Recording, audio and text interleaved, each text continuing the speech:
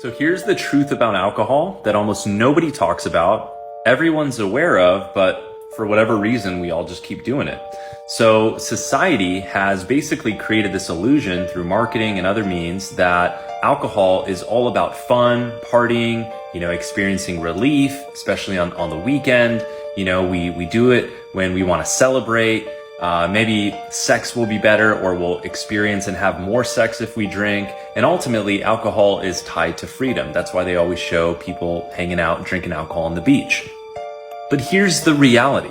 And you probably know this if you drink or, you have drinking in the past, is that alcohol gives you brutal hangovers and it absolutely destroys your mind, how good you feel.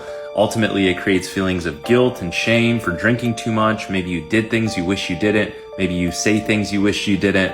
It actually, over time, lowers your IQ and diminishes your critical thinking. And in fact, while most people think or they go out and drink because they feel depressed or anxious, alcohol itself is what's causing the depression and anxiety that they feel. So they're operating backwards. We all know that alcohol is actually incredibly damaging to your organs, your hormones, and your sleep. And the fact is that once you consume alcohol consistently, you actually become dependent on it. Alcohol is incredibly physically and emotionally addictive.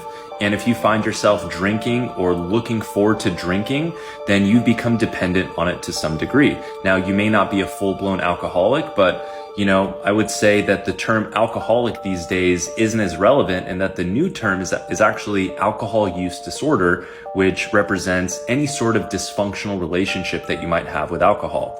And so let's talk about how to stop. Right? So number one, education is super, super important. You have to educate yourself about how destructive alcohol is on you, on your human being system. And so once you actually start to educate yourself and see that it's not just this thing that's harmless that you just do for fun, you'll actually start wanting to drink less.